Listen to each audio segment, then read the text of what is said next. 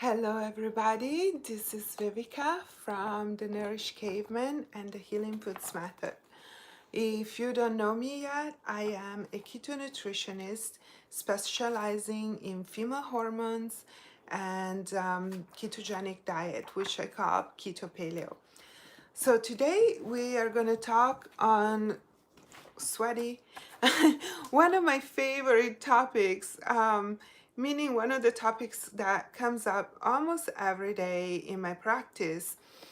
And as I talk to clients about keto diets or carnivore diets, which I have been dabbling in for the last year, and it's becoming more and more popular. Everybody wants to know about carnivore, how to do it right, why to do it. So today we're talking about constipation, bowel movements, the regularity of your gut. So what do you mean by constipation? How do we know we're constipated in the first place? Well, in the medical establishment, constipation is defined as when you're going more than 3 days without a bowel movement. Also, if you're straining, bowel movements are painful or they are not regularly formed, so they're like little balls or pellets, like rabbit pellets, and they're very dry and they're hard to pass. So this is might seem like a very graphic topic, but talking about poop is actually really important for your health. So I hope that if you're watching, you can join into the conversation. I know I have a couple of questions from readers that I need to answer today, but also please join me and see what do you think? Have you experienced this problem? I know that 1 out of 4 adults in America suffers from constipation. So I'm sure that any of you who's watching today might have at least partially experienced it at some times. So as I mentioned in the email I sent out about the live video today, I want to address three main aspects of the topic of constipation. One is constipation from dehydration, one is constipation from lack of bile, and the third one is constipation from fiber, from excess fiber or fiber intolerance. And this is probably going to be one of the most controversial and counterintuitive aspects of this conversation, because as I always do my research before my live videos and see what's out there and, finding more information and myths to debunk, I basically found every single article speaking about constipation, speaking also about fiber, and we will get deeper into that in a minute. But let's start with the questions. And by the way, if you are here, thank you so much for watching today. It's a hot day, really hot day in Southern California. And where are you watching from? I'm kind of new. This is only my second YouTube live. I'm new here. So please send a shout out. Tell me where you're watching from. Let me know that you are there so that I know that, I am actually speaking. This is supposed to be a Q&A. It's also like an, informative video, but definitely welcoming your questions. Let me know that you're there. If it's the first time that you watch me live, if you follow my channel, and anything you might want to know around this topic of constipation. All right, so let's jump right in. And yes, feel free to comment. Hello, I know somebody's watching. So let's start from the questions, and that from this first question from a reader from Lindsay, we will jump right into the topics. Lindsay says, I've run constipated my whole life and think it's from lack of bile. Pretty regular with taking enzymes and probiotics, but even that doesn't help, and I use an herbal laxative about once a week. What are other ways to increase bile other than HCl, which I don't notice anything from taking? Thank you, Lindsay. So this is an interesting case, but Lindsay, in this nice little email she wrote me, she failed to mention something very important, and which is, what is your diet? I could be assuming that she's eating a keto paleo diet, but that might not be right. So I don't know how Lindsay is eating, and this is very important. She is self-diagnosing, having the idea that she might be lacking bile, and that is one of the reason for constipation. But for me, this could also tie into the other two reasons that I want to speak about, which are dehydration and too much fiber or fiber intolerance. So, Lindsay, if you are here watching today, it would be great if you chimed in, or even later, if you watch the video later. I would like to know, what diet do you follow? What are you eating?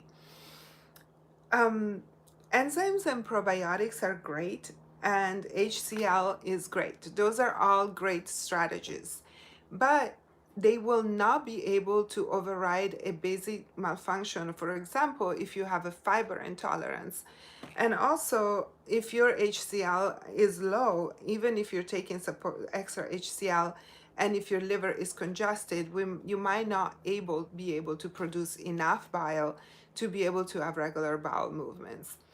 Thank you. Thank you for the comment. I know somebody's watching. Yay. So let's talk about HCl, and sorry, let's talk about bile and how does bile affect your bowel movements, first of all.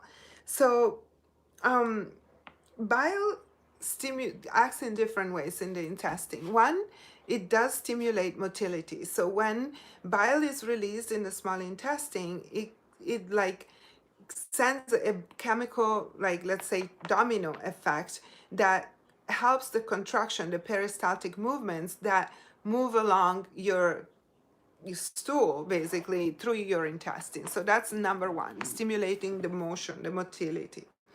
Number two, it does increase uh, mucus secretion in the large intestine.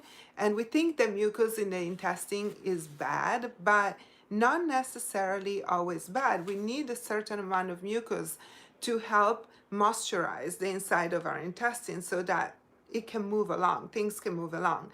And this has also to do with dehydration, because when we are very dehydrated, then there is not enough moisture in our body, there is not enough water for our fecal matter, first of all, to be soft enough. The intestine sucks up every little single drop of water when we are dehydrated. And so the fecal matter, the stool, becomes really hard and dense. And at the same time, the mucus that helps that stool move along will be greatly reduced. So as you can see, there are those causes interplayed. It's never cut and dry like drawers, compartments, so that your body is made like a little nice organized dresser with all these little drawers, and they're all separate because everything is interwoven and overlaps. So when we're thinking about the constipation and we're just thinking bile, or we're just thinking HCl, had a lack of hydrochloric acid, which by the way is another one of the reasons for constipation. It's not like it's one thing or the other and they're separate. There could be, hey Tammy, hi, thank you for coming here to YouTube and thanks for watching. Nice to see you. So, there are always different factors that interplay together. Hi. Thank you for watching. Thank you for joining me today. Please feel free to ask questions. So, as basically for all practical purposes, oh, and there is one more thing, that bile acids help draw water into the intestines. So they basically act like a laxative. So when we have a proper amount, oh, thank you. Hi, Linda from Fresno.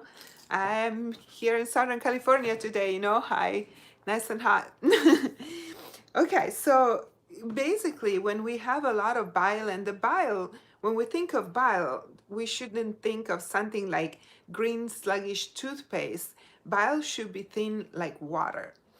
And it should run freely through the liver, produced and stored in the liver, stored in the bile, and then be released. So we should have plenty of those beautiful, precious bile acids or bile salts to activate all the reactions in the gut. And when that doesn't happen, why do we have problem with bile production? Today is one of those days where like English really is not coming very fluidly. So forgive my stuttering and stumbling over the English language. Maybe if I spoke to you in Italian, it would be easier. So let's talk about why you might have trouble having enough bile or a good bile production. Liver congestion is the number one big reason, and most people nowadays have some level of liver congestion because of the diet, the pollution, the toxins, the stress, the hormones. It all helps overwhelm our liver, so our liver is not able to perform the normal functions. Inflammation in the liver is another big reason why we wouldn't produce enough amount of bile. And then vitamin D deficiency, English not happening. Vitamin D deficiency is another big reason. And one of the most relevant reasons why bile will not function is actually estrogen dominance.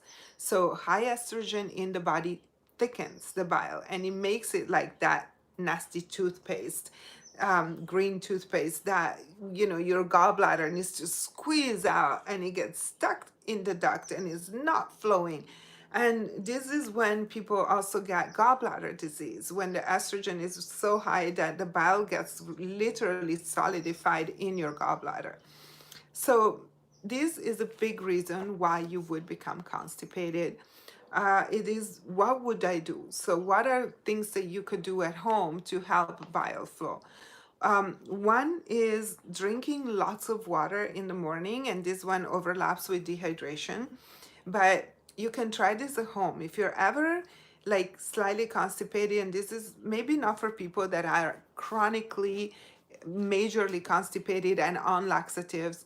I have weaned a few patients from laxatives, Miralax especially. And, one patient recently, she told me, went back to the doctor and told him I couldn't do this. They just gave me more Miralax. Like they say that I was going to be stuck with it for the rest of my life. And within 2 months of working together, she was off the Miralax and she couldn't believe it. So I would drink water in the morning, first thing, about a big jar, quart of water, right away, pretty fast.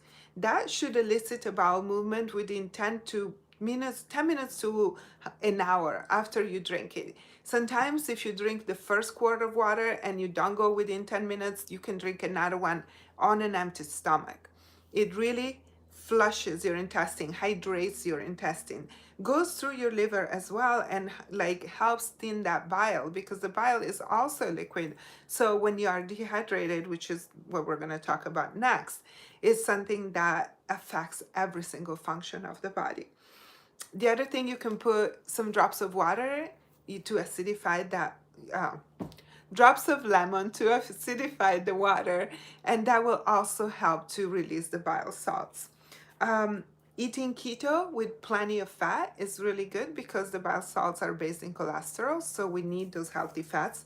And we also need fat for processing fat. What about apple cider vinegar? Yeah, sure. That how it works as well. It's an acidifier.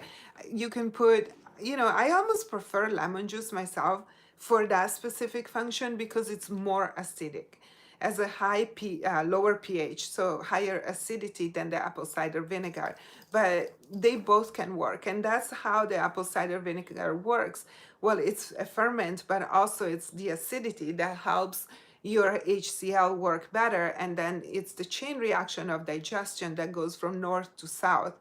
So that's how we work with the digestive system. It starts in your mouth and goes through your stomach, through your small intestine, large intestine, and out the other way. I would also recommend eating bitter grains for your liver and gallbladder, especially beet tops. Beet tops have a really specific property of thinning the bile. So sometimes we think beet juice or beets for the gallbladder to heal the gallbladder, but what really has the properties, the healing properties, is not the fruit of the beet, it's the leaves. And they're quite tannic and bitter. So that's what we want. You can saute them, you can maybe puree them. You know, I don't do smoothies, but they could belong in a keto smoothie, like a fat-based, you know, maybe with coconut milk. Not sure how that would taste. I would probably do beet tops sauteed with some ghee and salt and a good squirt of lemon juice, and they should be really tasty like that. So this is one of some of the things you can do at home for stimulating your bile production. What I would do as a practitioner, I would just treat the whole digestive system from north to south. I would make sure that I lost my water. I make sure that you have enough minerals to produce your HCl and also for enzymatic cofactors. I would make sure that your microbiome is addressed and that you know you receive some proper supplementation, for example, like concentrated beet top juice in tablets to help you to thin that bile. We would also work in decongesting your liver and do a liver detox possibly. So those are all things that I would do to help bile production and liver function. And also, of course, work with your diet. Now let's talk about dehydration. I put it last, but I want to talk about it now because it really ties in with this topic of, you know, the bile and the dehydration work together. Of course, we all know that how important it is to be hydrated. And when I read blood work, which I do on a daily basis, my patients all send me their labs. You would be surprised how often I can see dehydration from the CBC, the complete blood count numbers.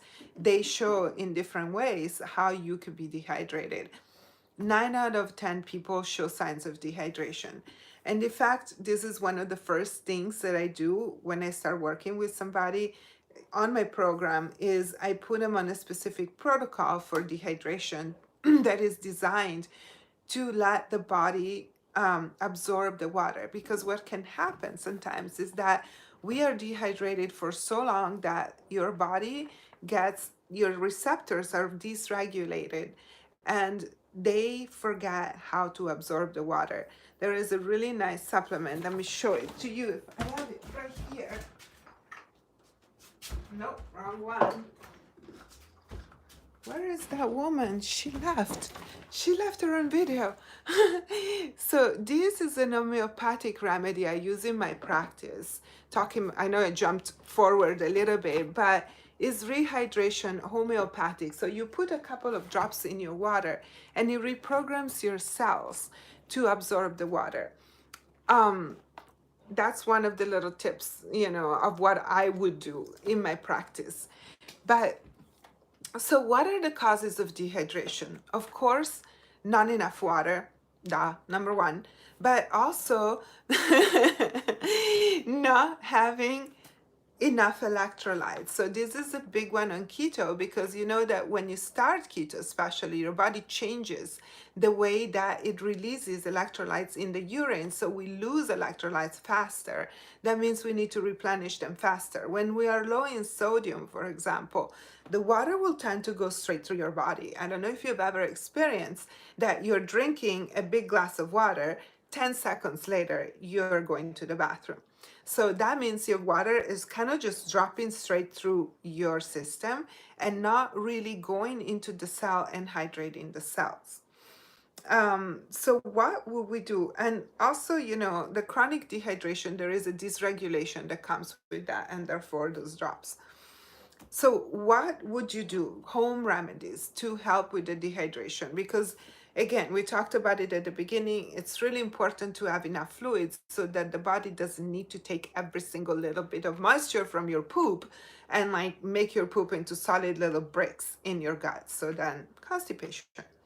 At home, what you can do is put a pinch of Himalayan salt or sea salt in your water. Make sure that you get those electrolytes in. I wish I had it here to show you, but I use a very special salt. It's called scalar salt, and it's a mixture of 5 different salts from around the world that are scalar energy activated for maximum absorption. And that stuff is incredible. I can't live without it. All my patients get it. It's the best ever. So I use that in my water and on all my food. Also, I would use aloe vera juice. Is a mucilage. Anything that's mucilage, English. Tammy's gonna be laughing right now, I know. But also chia seeds could be good to help retain the moisture in the water. So putting a tablespoon of chia seeds in your bottle, like big bottle of water, and let it sit until fully expanded, at least a couple of hours, will help anchor that moisture in your system and not let it just go flow right through. And then, of course, taking electrolytes at home. What I would do in my practice, I already showed you, I would prescribe this one for chronically dehydrated patients. And also, I would recommend the scalar salt. And I would just work, with the salt protocol. There is a certain protocol that we do with the scalar salt throughout the day. And if that is not enough, go to my blog, and there is a really nice recipe for your own electrolyte drink. The blog is theNourishedCaveman.com, and search for electrolyte drink. This was like almost 5 years ago. I created this drink, and it was a really hot summer up in Chico, where I used to live. And I was so tired of drinking water because on keto, that's all you drink. So I created this drink with mineral water, aloe juice, the scalar salt, and mint. It's like a mojito, and it's yummy. So this is the dehydration part, and being summer right now and really hot, like here today is super hot. So it's very present. And for me, I really feel it when traveling and I go on long airplane rides. If I forgot to take my salt and put it in the water as I'm in the airplane, I will come out, and for the next 3 days, my belly is like one solid brick from being so dehydrated from the plane. So use your salt in your water, make sure you drink plenty, and try to do that morning flush. If you are occasionally constipated, drink a quart of water first thing really fast, and then drink another one if you don't go within 10 minutes. So the last thing that I want to talk about constipation and keto and carnivore in relation, in the context of those diets that we do, is dysbiosis and fiber intolerance. So this is the interesting thing. I posted on my Facebook an article that was speaking about keto and constipation, and it was really funny. I asked my readers, what is the one thing that I find really wrong with this article? And a lot of people commented like, yeah, they don't really understand the keto diet, they don't understand fat, they don't understand too much protein, blah, blah, blah. But they were recommending fiber. And not just that article, but basically every single article about constipation recommends fiber. More fiber, more fiber, more fiber. I looked at so many articles that foods are recommended when you're constipated. Brown rice and coconut fiber, psyllium fiber, eat prunes because they have fiber. So there is a whole, beans and lentils, a long list. And of course, those are not keto food, but even when on keto, and even I did that at the beginning because I didn't know better. And what I learned through my practice, and that's why my carnivore experiment really started, was because of fiber induced constipation. So, for those of you who have been chronically constipated and have tried everything, and you're doing keto and you have no idea how to get better, you might need to remove all fiber from your diet. And this is a question of dysbiosis or imbalanced microbiome. And what I've seen in my practice is that there are people who have had a long history of use of antibiotics, and the dysbiosis sometimes becomes fungal. So use of antibiotics, candida overgrowth, chronic infections, especially fungal infections in the digestive and urinary tract and reproductive tract. So it could be yeast infections, recurrent. This kind of scenario, and sinus infections as well, and chronic stuffy nose. When you have this kind of scenario, 9 out of 10, you will be intolerant to fiber. So try removing all fiber from your diet instead of continuing to add fiber. work on the other elements. So still work on the hydration, on your liver, decongesting your liver, bile production, but stop taking fiber. And I would suggest going for carnivore, although if you come from a standard American diet, then I would, I eat keto carnivore, kelp noodle can do bad for my diet. Now, kelp noodles, I don't think their fiber content is very high, but I might be wrong because honestly, I have not eaten them in a minute. And especially recently, when I've been doing my carnivore experiments, and then I went into a very kind of simplified version of keto that I've been doing, which my personal diet has become really simple. So I have not done a lot of alternative keto food. You can try, if you're doing carnivore, then try eliminating them and just doing strict meat. Now, caveat, it takes about 1 to 3 months for your gut flora to start getting traction on carnivore. And that's because we are basically downsizing the dysfunctional fermentative flora in the gut, and we're trying to boost the putrefactive flora, which is the one that actually in the small intestine, the bacteria that works on absorbing the meat. A lot of people with SIBO will also really benefit from going carnivore, but I think that's another story. Let's stick to constipation. So try to adapt. There is every drastic change of diet has an adaptation period, even carnivore. But within a month, your bowel movements should have become regular. And it could be that at some point in your evolution, you will need fiber again once your gut is healed enough. I have seen it with a couple of patients that have been carnivore for about a year. And after about a year, and of course, there are hormonal factors as well, like low thyroid, because low thyroid definitely drives constipation. So, carnivore plus low thyroid equals possible constipation again. But without going all over the place here, I say just make sure you adapt. Give yourself enough time when going carnivore. Remove all the fiber. Make sure you have plenty of fat. It should be 70% fat and 30% protein and zero carbs, zero fiber. And then plenty of water, and you can have your salt in the water, and making sure that you are eating enough fat. That's really important. So I think I skipped a bunch of things here, but yeah, so what would I do in my practice? Oh yeah, things that you can do at home when you have dysbiotic flora. So go carnivore. Try if you feel like any veggie bloats you up. If you feel try to eat fiber and you get more constipated, then going carnivore is definitely the way to go. Or if not fully carnivore, at least very, very low fiber.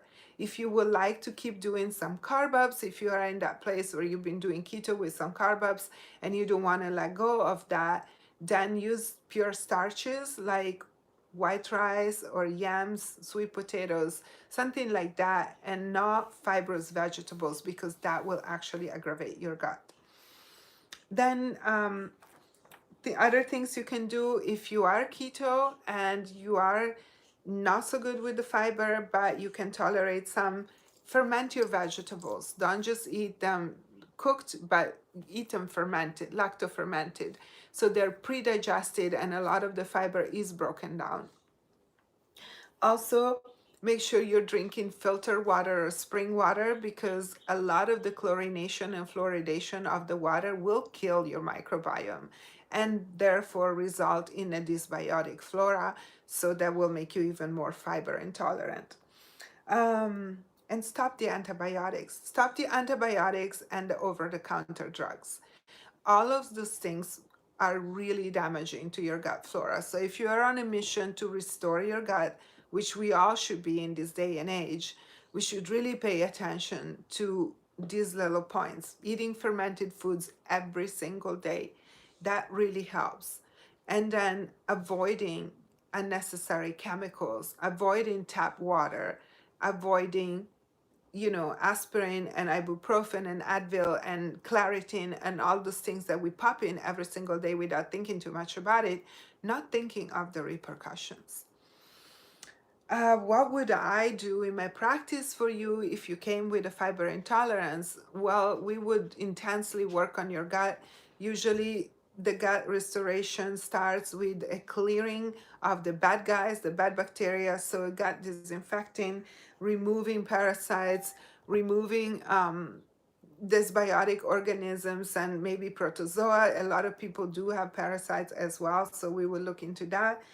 Then we will start restoring the flora with proper foods, elimination diets, carnivore or not, using specific probiotics at times, using fermented foods, and then using just overall supplementation to repair the gut lining and make it less permeable, avoid the food intolerances, avoid the plant phytotoxins that might aggravate the situation.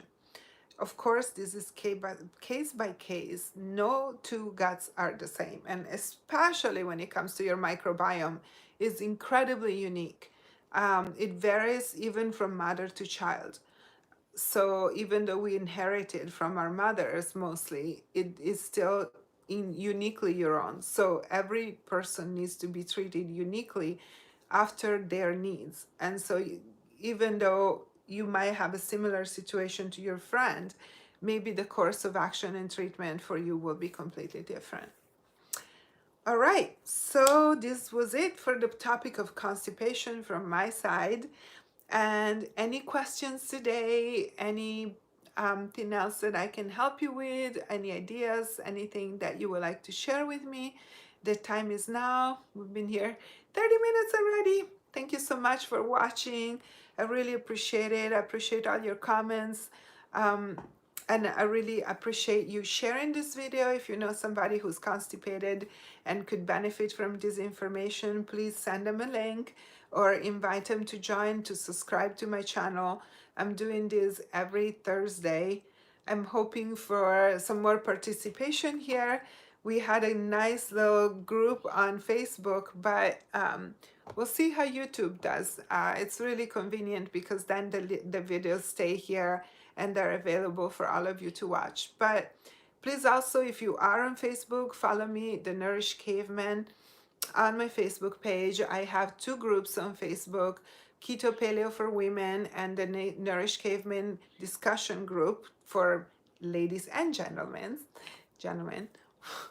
And then I'm on Instagram and of course on my website, thenourished.caveman.com. I also have a long distance practice. I work with patients all over the world.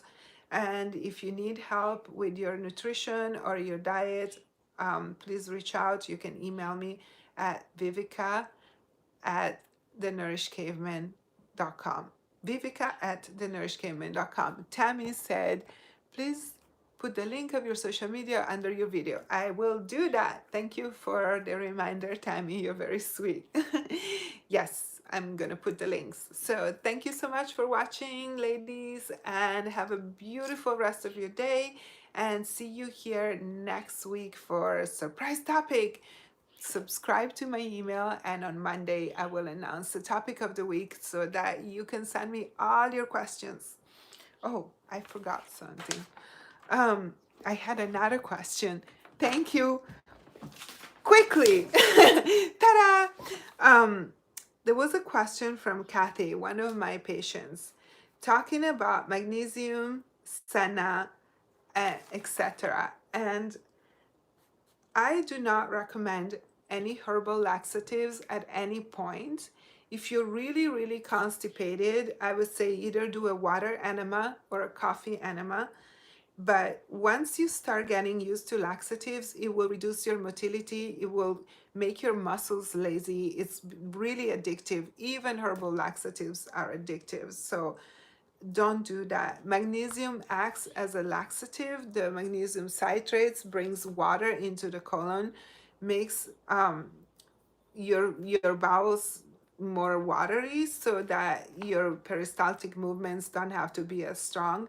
they're addictive. So I would say no, and do an enema if you need, and then we will talk individually about your needs, about your bowel and why it's not functioning properly. And I think she also asked about fiber, but I addressed already the topic. So thank you, Kathy, for the question, and thank you everybody for watching. Catch you next week. And now I have to see how I stop this video. Bye.